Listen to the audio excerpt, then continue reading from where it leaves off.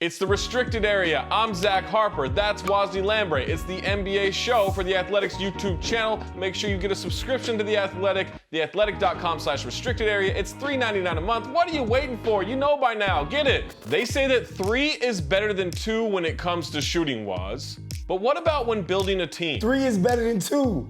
No way. Dynamic duos. Woz, what do you think of when you hear the term dynamic duos? Well, I used to think of these guys, but now I think of these guys. Ooh, they're a problem.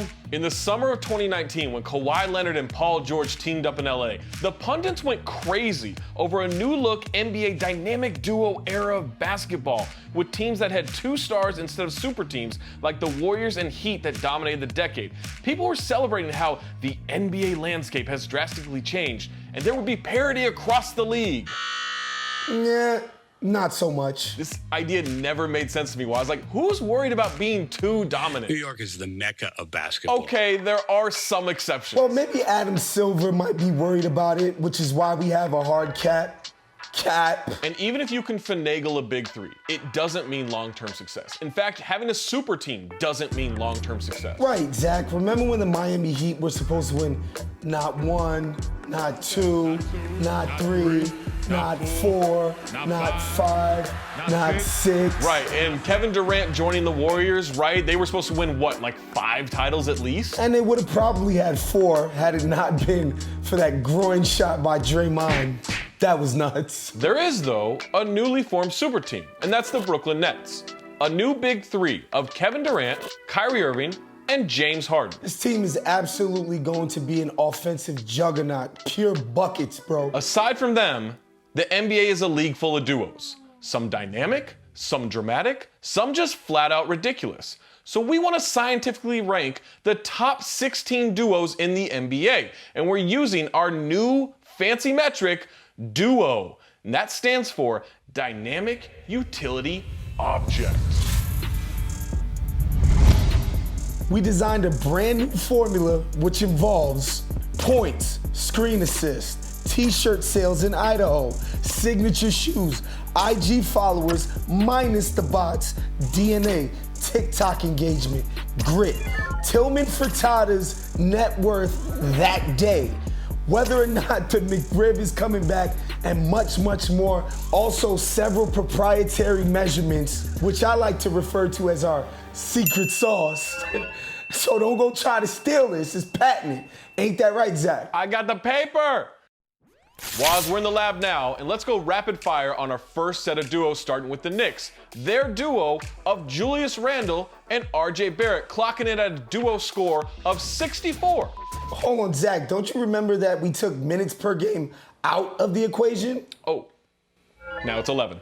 Next up, Brad Beal and Russell Westbrook with the Washington Wizards, now going on a historically bad defense for 2 seasons. Brad Beal is playing lights out right now. Westbrook is playing like the lights are out. Over to Memphis we go with Ja Morant and Jaren Jackson Jr. I like the potential, but these guys are still in the oven, a work in progress.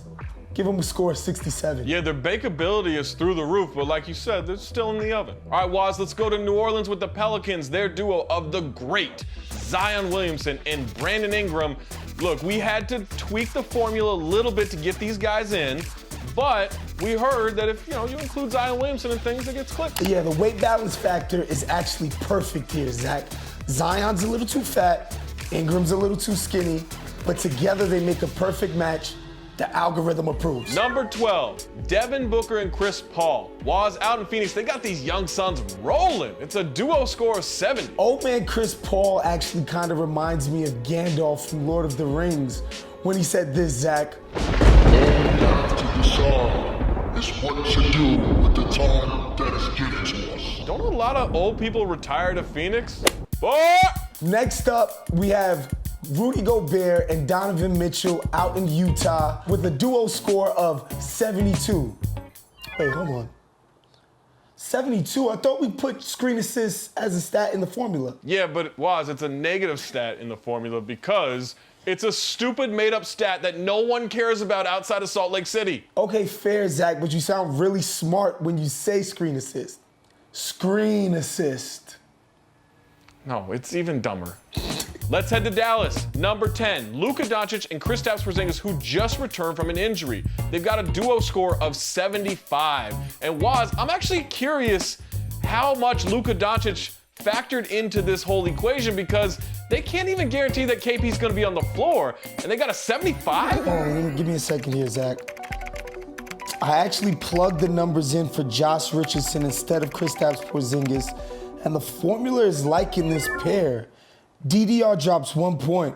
Luka Doncic and whoever. Let's get higher and go to the mountains, Waz. Yeah, it's time for Nikola Jokic and Jamal Murray at number 9 with a duo score of 78. Nikola has absolutely been balling. The algorithm just loves those dimes, man.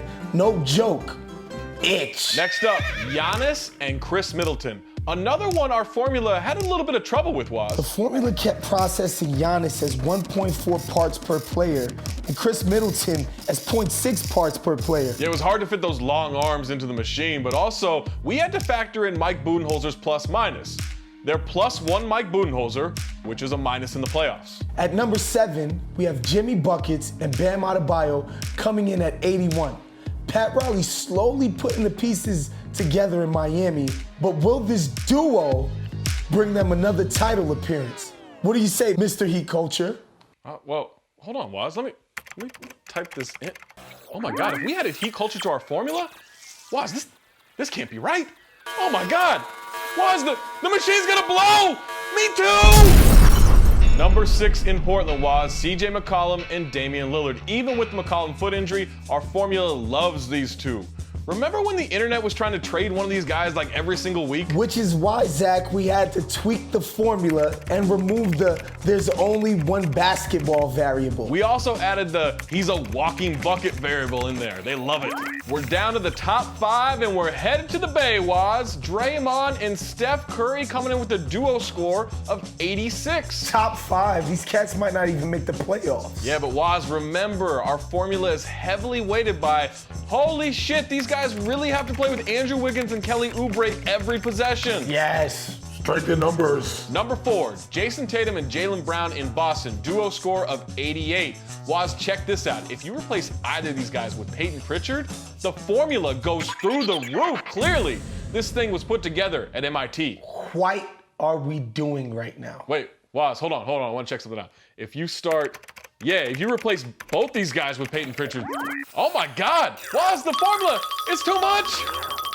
Ah, of course, everything else pales in comparison. Zooming over to Philly, it's Ben Simmons, it's Joel Embiid, it's number 3 in our duo rankings, and Waz, this is the first duo to crack 90 on our score with a 93. And look, Zach, we're constantly nitpicking these guys, right?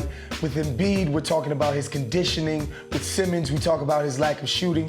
But when you really sit down and crunch the figures, plus you factor in the part that Daryl Morey refused to trade either one of these guys for James Harden, the numbers don't lie. We're getting closer, Waz. It's number 2, Kawhi Leonard and Paul George, who might be the only threat to number 1 in our rankings. They come in with a duo score of 95. And one thing to note here, the leadership factor. It really spiked this time around with these two. Man, plus, when you factor in the street lights over spotlights into the formula, it really took them over the top here, Zach. And then number 1, Lakers fans know it's not Alex Caruso and Talon Horton-Tucker. It's LeBron and AD. We don't have to get too cute with this. When you factor in rings over tings, it's just too much for anyone else to compete with. It's a score of 99. Yeah, I think what it's showing here is that when you include just being a kid from Akron, plus you rescued a guy from a small market, yeah, too much for the algorithm to even compute. Well, hold on though, Waz. I want to see.